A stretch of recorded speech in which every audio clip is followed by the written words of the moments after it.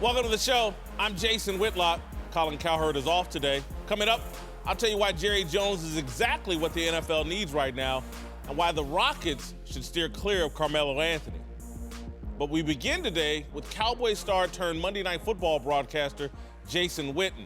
The future Hall of Fame tight end penned a column for ESPN.com outlining the dangers of Twitter inside an NFL locker room.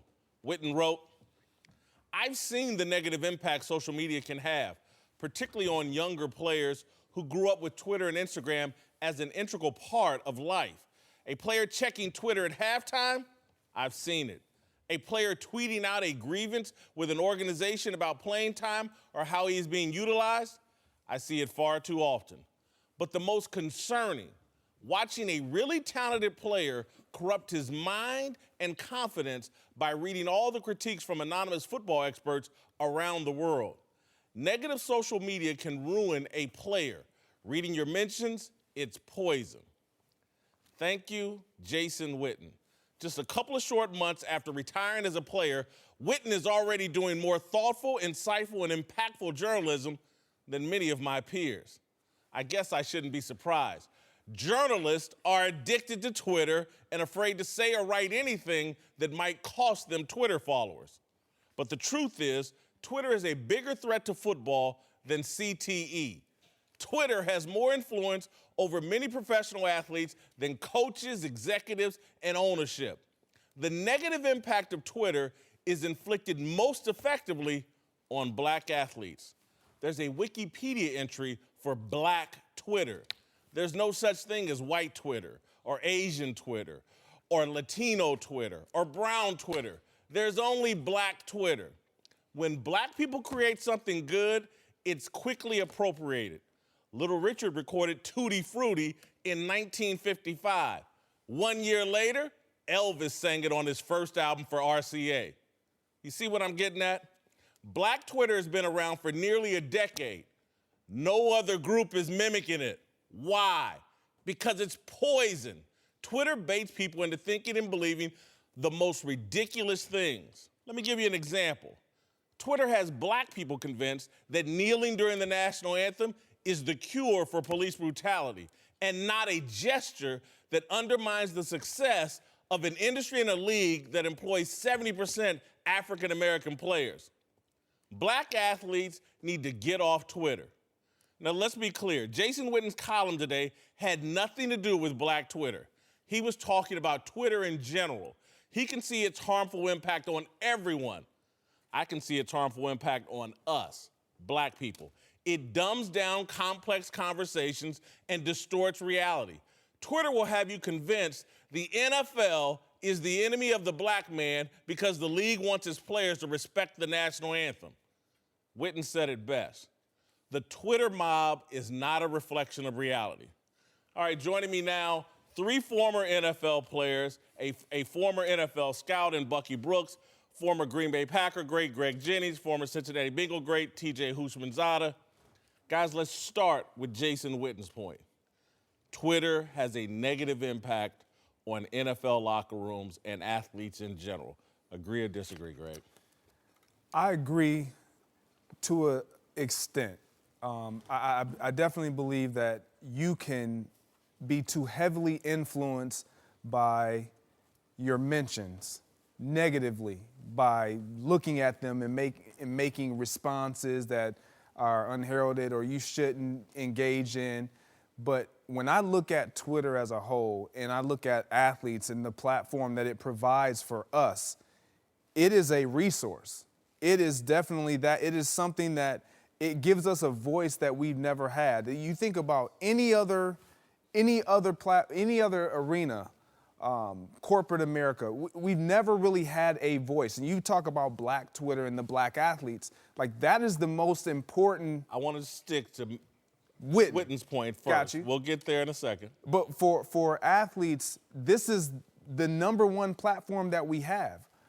Teams try to regulate what we say, how we say it, the message that's conveyed.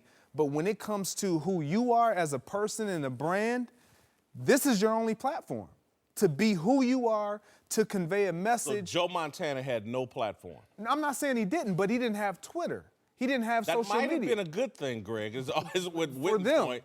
But Joe Montana's a quarterback, so, I mean, it's Joe Green didn't have a platform. It's the guys that are trying to get a foothold in the league, guys that not too many people know about.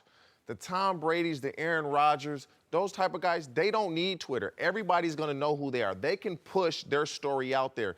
It's the guys that Twitter, the whole social media thing was just getting started towards the end of my career. I'm not on Twitter. I just got on social media last year because Chad convinced me to do it, and my kids started me an Instagram page.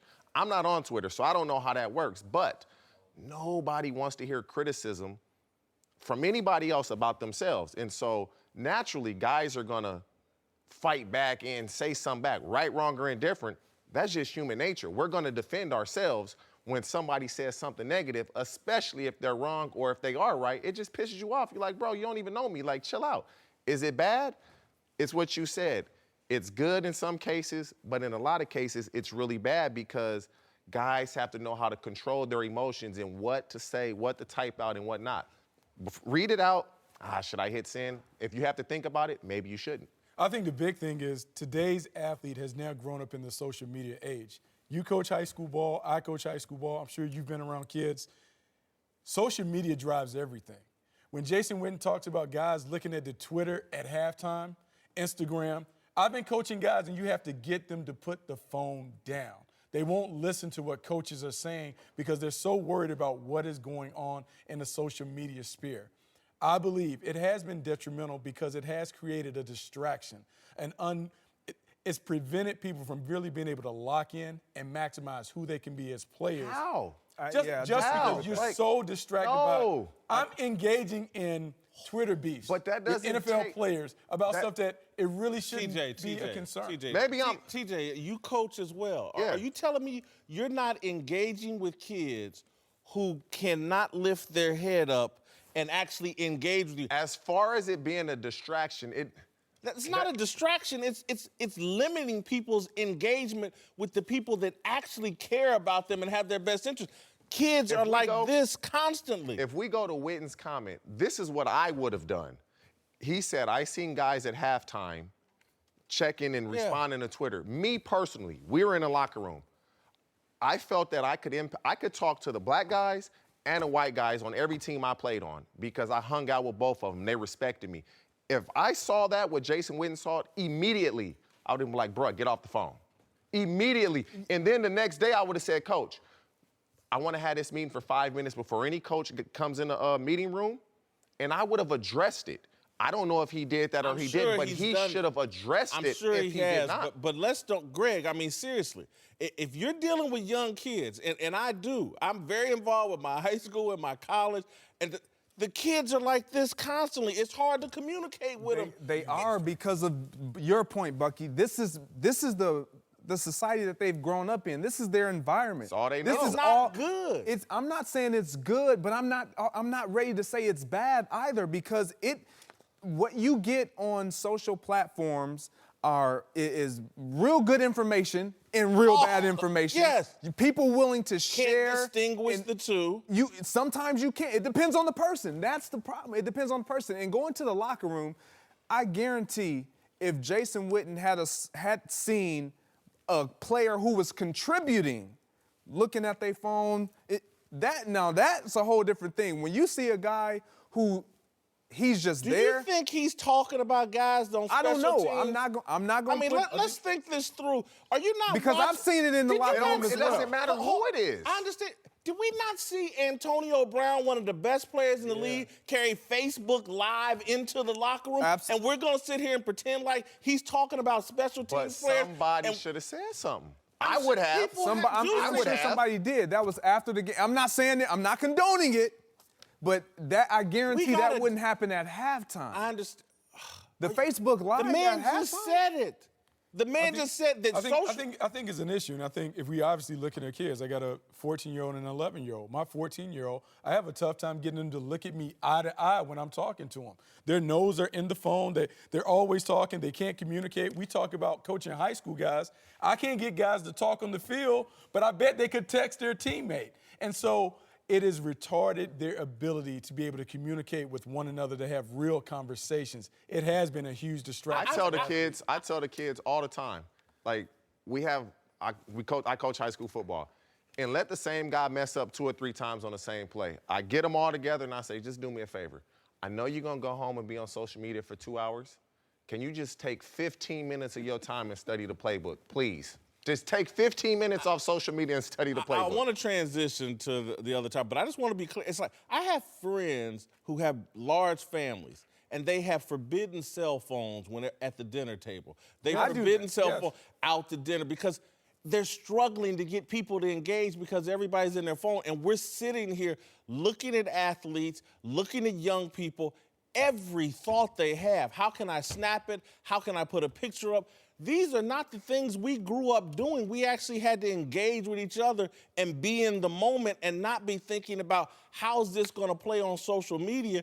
And when Jason Witten accurately points out the obvious, it's having a huge negative impact on young people. Their thoughts and actions are being controlled by social media. They're swallowing so much negativity. That's what the man was trying to talk about. These people in your mention just pumping negativity into you.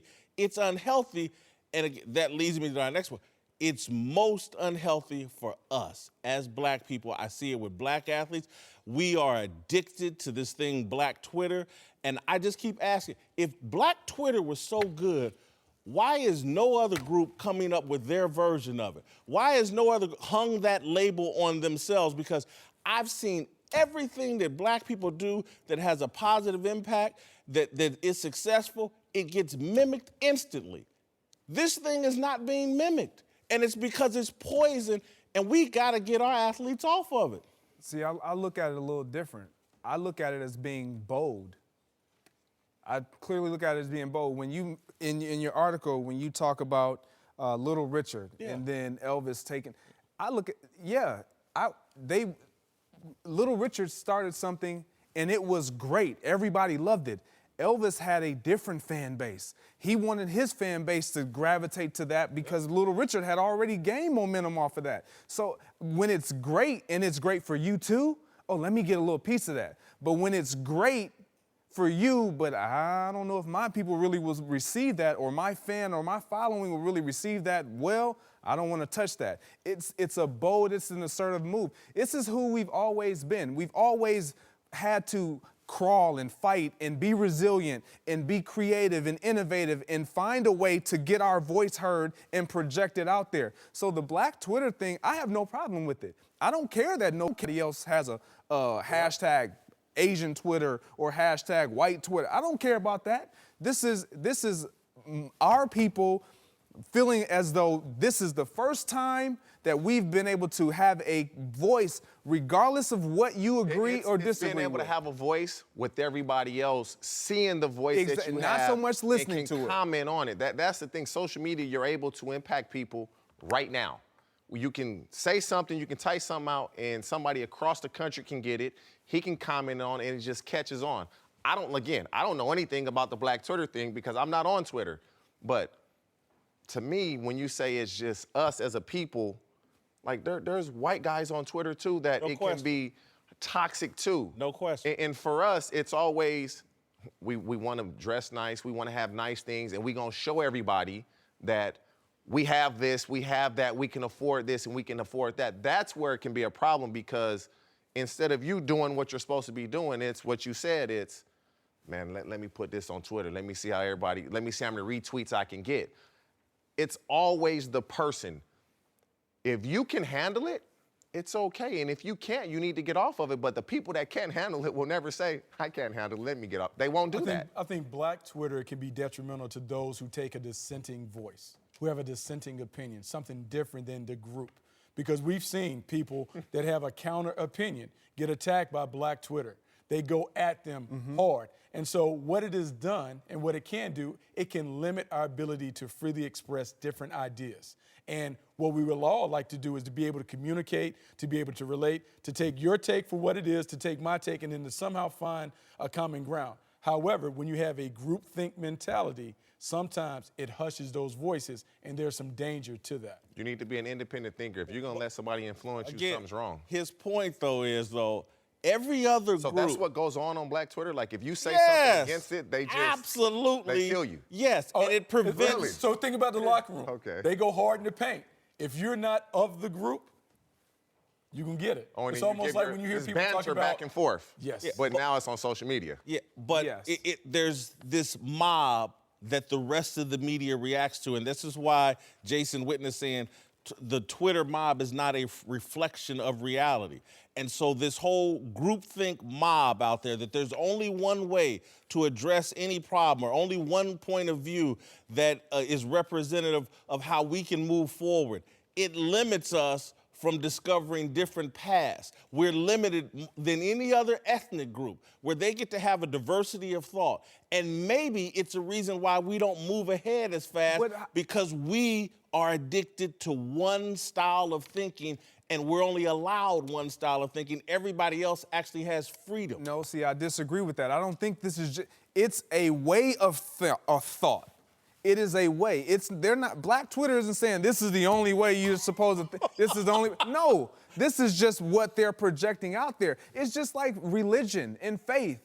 Everyone thinks that their denomination or their beliefs is the right way, but most who really know that, you know what, your way is a little. I can take on a little bit of that. Greg, I want to have a real discussion, though, here, because this is just reality. You're on Twitter. Anybody that's on Twitter and been on there for more than a year knows, you know what, I shouldn't say this because I'm going to get attacked on. It's what I believe, but I shouldn't say this because I'll get attacked on Twitter. That's not healthy. I'm not going to say what I believe because I'm going to get attacked on Twitter. That's not healthy. People, again, because I'm going to give you another example. You said they should know this. Let me ask you a question. Are you a religious person at all? I'm kingdom. I don't really like to say religious, but yes. Yeah, you believe in God. Again, I don't think you understand that Twitter, and particularly Black, it's very secular. It's very hostile towards religion. And for me as a Black person, that is the biggest fire alarm that I hear. When I see something that is hostile towards religion, it scares me. Because if you understand our history in this country, and again, I'm not comparing it to everybody else's history, but without God, we're not here. And so it scares me. And so I get building a Twitter following is fun, and it can be good, and it can be good business for you. You can make a little bit of money. But we have limited ourselves, and we're addicted to something that if we really understood it, because there's been white people writing pieces in the New York Times, they're writing everywhere. Get off Twitter, it's toxic, it's this and that. And we keep running towards it thinking it's our salvation, and it's hostile towards God. Is it just Twitter, or is it just social media itself? Social media. Because we're giving other people the opportunity to rent space in our brains. We're allowing other people's You need to be an independent, to shape us. It's hard to ideally, it's not everybody. TJ, There's people that are independent thinkers. We're going to circle back to you about 2 years deep into your Twitter involvement. We're going to say you're brand new to it. I don't think you fully understand it. But it does push a thought down your throat, and other people have space. 60 Minutes did a whole deal, brain hacking and things that's going on with your cell phone that we are completely unaware of. Jason Witten, hats off to you, Jason. I can't wait to see you on TV. You've kicked off a great discussion. If I was an NFL owner, I'd be trying to get all my players off Twitter. All right, welcome back. Greg Jennings, TJ Houshmandzadeh, and Bucky Brooks are back. Let's move to Baltimore, where the Ravens have been hyping rookie quarterback Lamar Jackson since the draft, with Coach John Harbaugh saying Lamar would take the field at a variety of positions, including under center. But the team just put out their depth chart, and Jackson is listed third behind RG3, who didn't even play last season. I think this is more a reflection of reality in terms of, and I know it's just the first depth chart, and people say it's just meaningless. Guy's a first-round pick at quarterback, and RG3 is ahead of you on the depth chart at any point. That's a red flag to me. It's going to be a longer process to get Lamar Jackson ready to be an NFL quarterback than I think people realize. It's not a red flag saying he's going to be a failure, but RG3 was out of the league last year. RG3 is a total reclamation, Hail Mary project. if I'm a first-round pick, I should be listed ahead of him damn near day one. Lamar Jackson is going to help at other positions more than he is at quarterback early in his career. I agree. I think Lamar Jackson has a long way to go because of what I've seen in his college career and what he can bring to the NFL game. He has a lot of experience to gain, but it's not so much of a red flag to me that RG3 is listed in front of him, simply because when you look at the two of them, he has a lot of similarities to RG3, and RG3 has one thing that he doesn't: experience. He knows what it took to perform at a high level. He knows what it took to get outperformed and get out of the also. Absolutely. Failure. My Lamar point has no experience with that. Experience in both realms. So he's going to come with a different psyche, different mentality. I think RG3 is a valuable number 2 guy. I think this is just a starting point. We all know things don't get serious until after the first preseason game. That's when all the depth chart stuff begins to change and when it really matters. Right now, he's a placeholder. He's at number 3. RG3 is taking all the second-team reps. As they perform, they have this team scrimmage, then they have the first preseason game. If Lamar Jackson performs well there, he will then begin to move his way up the depth chart. Right now, it's just a starting point. It's nothing to worry about when it comes to Lamar Jackson and what his long-term prognosis is. Depth charts are fluid. They're always changing. In the NFL, if you're not the number 1 quarterback, it really doesn't matter. He's going to be the number 2 quarterback regardless if he plays well or bad, and this is why. If they have him at other positions, the third quarterback is inactive. He can't get on the field. And if he does get on the field, so he's going to get on the field regardless because they have these different packages. So him being 3 makes no sense because we all know he's going to be the number 2 quarterback because the number 3 quarterback is always inactive. That's how the NFL works. You make a hell of a point, TJ, which to me, I could read it your way. I think that's a legitimate argument. But I could also read it my way as like, damn, maybe things are going so poorly at quarterback that he will be the third quarterback, and some of this other stuff they plan to do, they may not be able to do. Some teams actually make you earn your spot. There's some teams, you're a first-round pick, you're starting, or at least your number. Harbaugh and Ozzie Newsome and those guys in Baltimore, they're going to make Lamar Jackson earn his keep. Some teams really, because it sets a bad precedent. If you're a vet and you see this guy come in, it don't matter where you was drafted, and he doesn't earn it. He's going to be on the field regardless of where he's at on the depth chart. They could, if they want to, have all 3 quarterbacks active. They could activate all 3 of them. They won't. But it takes away from a special team position or another linebacker or somebody else that you know is going to possibly be utilized. And you make a great point. But your point, I just feel like if at this point, with all of OTAs, with everything that you've been able to see, and again, preseason hasn't been played, but you've seen signs of something that will lead you to believe, yeah, this is our guy. And right now, I don't know if they know or believe or have seen enough to say, man, can we really put him in front of RG3? Because I don't think that's been proven. We all know that he was a project coming out, so it's like, what's the surprise? He had to work on his ability to read a defense, his ability to get rid of the ball and not take so many hitches and patting them. We knew that. But so the fact that he's number 3. You made a hell of a point. Don't run from it. If the dude can't be the number 2 quarterback, all this extra stuff goes out the window. He's going to be the number 2 quarterback because they want him on the field. Cordell Stewart is throw a screen pass to him and he can step back and throw it. So if you really collapse on him, he can throw the ball. So do you stay back, let him get 7, 8, 9 yards? I still think it's early. It's so early. The first depth chart is just where they start. Normally, most teams, I think the Cleveland Browns had Baker Mayfield at number 3. I think the big thing with Lamar Jackson is let's see what it's like when we start to have live action. Because the one thing that we can't see his full skill set when they're just playing in shorts and T-shirts. If he's number 3, because when you add the running, that's when it changes the game in the equation. All right, welcome back. Greg Jennings, TJ Houshmandzadeh, and Bucky Brooks are back. Let's move to Dallas, where Jerry Jones staked out a strong position on the national anthem this week, saying the Cowboys' policy is that players will stand and won't stay in the locker room.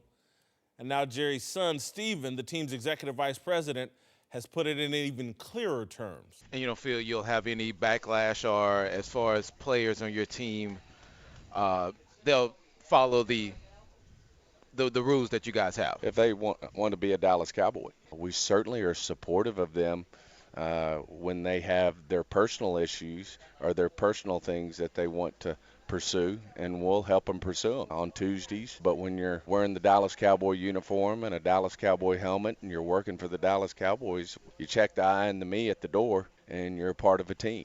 All right, Eagles safety Malcolm Jenkins pushed back hard against the Cowboys stance today, saying, I don't see Eagles owner Jeffrey Lurie as a bully like Jerry Jones is.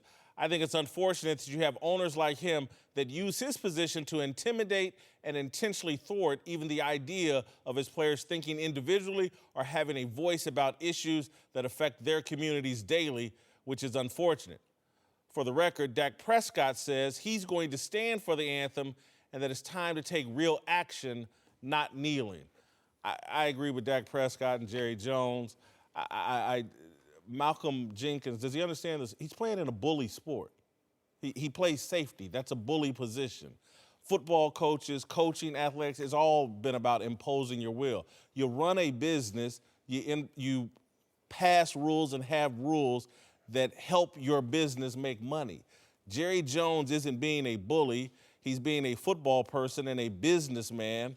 It's not remotely unusual or unfair, the standards he's trying to apply. He wants game day to be about business. Jerry Jones's record of supporting players, particularly African-American players, is unprecedented. It doesn't almost matter what trouble they get in. He stands behind them and supports them off the field. If the guy wants to run his business in a way in the state of Texas with his fan base in a way that doesn't hurt his bottom line, I got no problem with it. You know, I had no problem with it the way Jerry Jones conveyed it a couple days ago. But the way Stephen Jones put the spin on it, it's like Jerry Jones was saying, we're together. So we're going to all stand in unity. Now Stephen Jones is saying, either you with us or you're not. And it just puts a bad taste. If I'm in that locker room, it's almost like you're challenging me to buck your authority now. Versus, look, guys, we've talked about this. No one needs to go outside of what we've had, the conversations we've had, and say anything indifferent. We know where we stand on this. I felt like even the message that Jerry Jones said, it was almost like he was shielding them and just having them focus on football. Now this was unnecessary, in my opinion, of what Stephen Jones said. I think this is kind of like the classic case of playing for a disciplinarian as a coach. Sometimes the hardest thing to do are to put black and white rules in, eliminate the gray. As players, we all thrive in structure. We all thrive when we know exactly what is expected of us. Jerry Jones did something that was very, very difficult, something that was very unpopular, but he let it be known to all of his players, here are the rules. You either accept or you move on. Now, players will whine and complain, but ultimately, when it comes to game day, they're going to have their toes on the line. They're going to stand for the national anthem, and he's not going to have any issues. As a coach, I may not necessarily respect his opinion, but I understand why you levy those things, because you want your players to be uniform. You want them to be about the team, and that is what he has done. He has taken a step to eliminate the distraction of having to talk about the issue over and over and over again. This is why, guys, they're going to stand. It's not because, you're not going to threaten me publicly and tell me to stand. I'm going to stand because Jerry Jones has shown year after year after year that I got my players back. From Mike Irvin, he had Dez Bryant's back. He had Ezekiel Elliott's back. He was going tooth and nail with Roger Goodell over Ezekiel Elliott. He was ready to fight the NFL over Ezekiel Elliott's suspension. He had his players back. They're going to have his back. He can do this because he's shown his players, I got you. So now the players are going to reciprocate that and say, we got you. I'm with you. The way Stephen Jones said it was like a challenge, and I just didn't like that. But because Jerry has shown his players, I'm behind you guys 100%, they're not going to buck the system. But please believe, if Ezekiel Elliott took a knee, I guarantee they wouldn't cut him. Exactly. They wouldn't. He won't be a Dallas Cowboy. Let Ezekiel Elliott do it. He'll be a Dallas Cowboy. He won't do it, but we know that. And for me, that's a part of the issue. I think that the reason why Stephen Jones felt that it was, and let me be clear, Jerry Jones feels the same way. I mean, Stephen Jones is not saying something exactly that Jerry Jones didn't okay. But they have no more Jerry guys that are veteran guys. Jason Witten is gone, so he can't convey the message anymore. Even Dez Bryant, he can't convey the message. He was a passionate football guy on the sideline and very emotional, but when it came to Jerry Jones and what they wanted to get done, he was all in. So they don't have that guy anymore that, specifically on offense, that has been there for a while, that can convey a message in the locker room, and Dak Prescott is becoming that guy. So it's Look, y'all talking about who's not in the Cowboys locker room, they don't have this guy. The league, again, Jerry's filling a void for his team that should be coming from the league. As I said in the intro, David Stern had an issue in 1996. He didn't ask individual owners to stand up and he didn't ask the Denver Nuggets owner to deal with it. David Stern, the commissioner of the league, he dealt with it. Hard and fast, the same way Jerry Jones is talking about. And the NBA hasn't had a problem. You got a league that's 80% African American in the NBA. They have guaranteed contract, millions of dollars. Those individuals make more money than NFL players. And no one is asking them, there's no pressure on them to take a knee. Because David Stern stood up in 96 and took the bullet for everybody, and the players have fallen in line behind him. That's what should happen in the NFL. And so it cracks me up as football players. And again, this will go all the way back to the A block about Twitter and how Twitter can confuse you and mislead you. NBA players with guaranteed contracts, more money, a higher percentage of the workforce, no pressure on them to kneel, but you football players want to take on all the pressure, and y'all have to cure police brutality, but not the NBA players. We have to do it. We don't have guaranteed contracts. We got a man. You're being baited by Twitter and other idiots and trolls. But it's a small amount of guys that are kneeling. I agree. It's a small amount. It's not It's a small amount of guys. But it's a large amount of people that have nothing to do with this that are all applauding the handful of guys that are kneeling. Go ahead and continue to do that dumb stuff the NBA won't do. You guys do it. You don't have guaranteed contract. Keep being an idiot and let LeBron walk on this. LeBron's going to make far more money than half the guys in the NFL combined, but let him walk on this. Malcolm Jenkins, you take it on. It's crazy. To Seattle, where the Seahawks have dismantled the defense that led them to 2 Super Bowls, with Richard Sherman and Michael Bennett traded out of town. Cliff Averill retired, and Cam Chancellor all but retired by injury. Now Earl Thomas is holding out of training camp, and former Seahawk Paul Richardson just took a shot at his old team culture, saying his new gig with the Redskins is much better. He said, quote, it's been great, man. It's more of a family feel here. Guys are competing, but guys are trying to get better, and we're pushing one another in a constructive way. Guys aren't tearing each other down. This, to me, is why the Seattle Seahawks should move on from Earl Thomas. They had a culture there that Paul Richardson talking about, that defensive side of the ball. It was too negative. They were too anti the offense. They were too anti-Russell Wilson. They were too anti-Pete Carroll. They were tearing each other down. I'm not blaming Earl Thomas, but he's the last remnant of that old regime and that negativity. He's holding out, wants more money. Let him go. Bite the bullet, let him go, push him out, and remove yourself from that culture. I think what you get in this situation is sometimes when you're a player's coach and you allow your players to have all the say and all the voice, you begin to get some of this when it comes to the end of the tenure. We just talked about Jerry Jones and discipline and structure and hard lines. We hear some of these issues in New England, but typically because we're hearing the voices and the guys were so powerful in terms of levying their opinion, you're having to deal with the fallout of the culture change. With Earl Thomas, he by far is the best safety in football. However, they're going to move on from him regardless after this season. They don't want to commit that kind of money to an aging player. They need to hold on to him because he's under contract.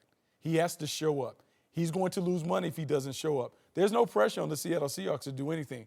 Earl Thomas is going to lose money. They held a hard line with Cam Chancellor before. The Seattle Seahawks will wait him out because they know at the end of the day, no one is going to forfeit whatever $8, $9, $10 million that they have coming to them.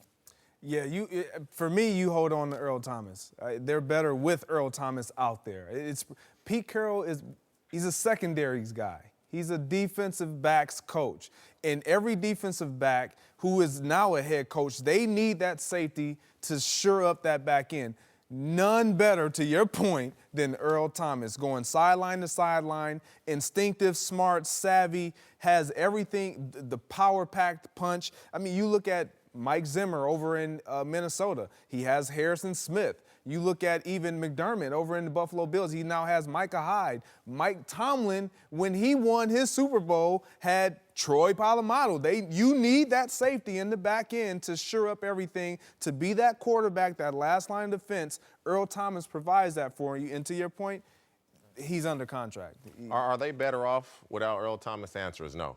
He's the best safety in the game. The answer is no. But I'm going to give Paul Richardson some free advice. And I wish somebody had given this to me when I left Cincinnati.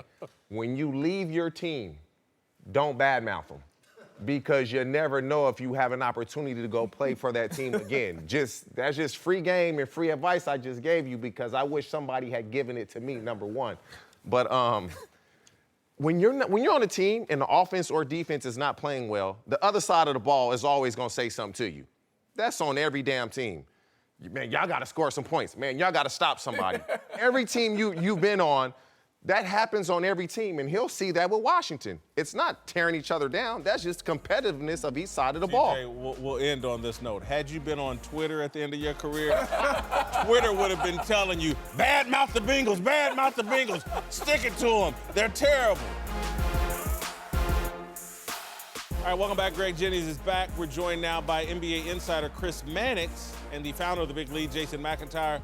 Let's move to the NBA, where the Rockets reportedly just agreed to a 5-year, $90 million deal with Clint Capella, but could be adding an even bigger name soon as the front runners to sign Carmelo Anthony. Melo is coming off the worst season of his career, refusing to come off the bench in OKC and embarrassing himself in the playoffs. And it doesn't look like Melo has any plans to adjust for his next team, saying, quote, "I know how to play this game of basketball. I've been playing it for a long time. When I feel like I'm ready to take that role, then I'll take that role. Only I know when it's best for me to take that role. I'm not going to do that in a situation where I still know my capabilities and what I can do. And at the end of the day, the people who really matter know my capabilities and what I can still do. You start getting to the media and debates, it's going to always be kind of back and forth." Carmelo's delusional like most athletes. He still look, I still think I can play football, and I can barely get out of bed most days. He's delusional, and it's a bad sign. That's why the Rockets should stay away. I don't think you stay away. I was clearly wrong last year with CP3 and James Harden being able to get it done. Completely wrong about that. They figured a way. I think if you tailor to who he is, and obviously D'Antoni doesn't not like Melo as much as we think, it could possibly work. Oh boy. I don't think you stay away at this point, because I don't think he can screw it up any more than it already is right now. I mean, it's screwed up in the sense that losing Trevor Ariza took a big piece of their defensive identity. Losing Mbah a Moute took another front court player out of the mix. They are going to change from a team that was a top 10 defensive team last year into one that's probably going to be at best middle of the pack, most likely bottom third. So if you're going to be that team anyway, you might as well go all in on offense. And Mike D'Antoni has evolved as a head coach to the point where once he was 7 seconds or less, move the basketball all the time. Now he's 21 seconds or more, and let's isolate everybody. So you might as well go all in with this offensive identity. Let's backtrack here on Melo. So he was in Denver, went to a Western Conference final. Then he demanded his way out of Denver, okay? Demanded a trade. Goes to New York, doesn't want to mesh with Jeremy Lin. Get this guy out of here. Fights with Mike D'Antoni, tells the Knicks, it's me or D'Antoni. Then he demands a trade from the Knicks. He gets to OKC. What happens? I'm not coming off the bench. Are you kidding me? This is a guy who's been toxic everywhere he's been. I don't think this is a move at all. And I want to remind you, Greg Jennings, LeBron James is boys with Carmelo. LeBron James last week took Michael Beasley off the scrap heap instead of even looking at Carmelo Anthony. I understand that when it comes to L.A. and LeBron James, and he needs the right fit. When it comes to the Houston Rockets, I don't know per se if they're looking for the right fit. They're looking to collaborate and get guys that can put them over the top. And when you look at what they lacked last year against Golden State, James Harden wore down. You had CP3 get hurt. You had no offense coming from anywhere else. You were looking for it. Nothing that happened with the Rockets last year that said, you know what, they need Melo. I'm not saying what they did says come get Melo, but what I'm saying is he can't, to your point, Chris, he won't hurt them. They've already made the mistake. Who hasn't he hurt? I mean, literally. I mean, we're looking at all the go ahead. No, Chris. I mean, look, you're right that he goes to Denver, problems, Knicks, problems. You can dump a lot of those on Phil Jackson, too, over there. Oklahoma City just didn't work out because the chemistry wasn't very good amongst those guys. Look, the Rockets should have brought the band back together. That group was up 3-2 in the conference finals. Bring back Ariza. Bring back Ma Bute. Now that they didn't, screw it. Bring Carmelo in, see if they can catch lightning in a bottle. I don't think y'all missing McIntyre's excellent point, which he should have put the exclamation point on it. Jim Boeheim and Syracuse don't want Carmelo back. Nobody, it's over for Melo. He can't help. Well, the problem is people think they're getting Hoodie Melo, the guy on Instagram who doesn't miss shots and is awesome in the gym, or they're getting Olympic Melo, who looks great surrounded by Kevin Durant and all these great players. I just don't see, defensively, he's indifferent. He just doesn't want to guard anybody. And then you tell him, hey, stop being a black hole and just sitting on the wing and shooting threes. And he's not taking anybody off the bounce. I hear you, but the alternative right now is Ryan Anderson. And everybody beats Ryan Anderson, too. So it's like he makes more threes, and maybe he fits the system a little bit better. Well, you remember what happened to Ryan Anderson against Curry in Game 7, right? They put him on the floor every single time. Curry just attacked him. Is Ryan Anderson willing to come off the bench? He is. Yeah. Melo is the problem. He has no other option. He's got like $15 million, too. We're going to clip McIntyre's statement and put it on the internet. It was tremendous.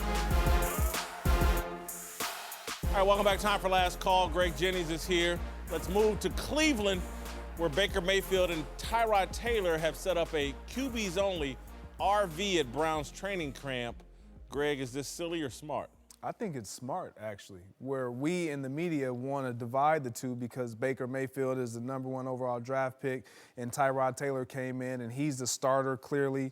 They're saying, look, scratch all of that. We're going to work together. We're going to compete. We're going to study together. We're going to make each other better. We're going to do it. You're thinking about the quarterbacks. I'm thinking about it as an offensive lineman. If there's food in there, that's not a QBs-only RV. We're all invited. All right, to Tennessee, where Titans offensive lineman Tyler Lewan showed up to a press conference today in a white suit with the Dukes of Hazzard theme song playing in the background, all to celebrate the team making him the highest-paid offensive lineman in NFL history with a 5-year, $80 million extension. Greg, will the Titans regret the suit or the contract? I don't think they'll regret either one. Really? You like that suit? I like the suit. I like the swag. I like the confidence. He's earned it. He's definitely earned it. He looks like the arrogant kid that led a bunch of mediocre Michigan football teams. I didn't like Tyler Lewan coming out of college. He's exceeded my expectations. To my point. So pay the man, and they did. See you next week.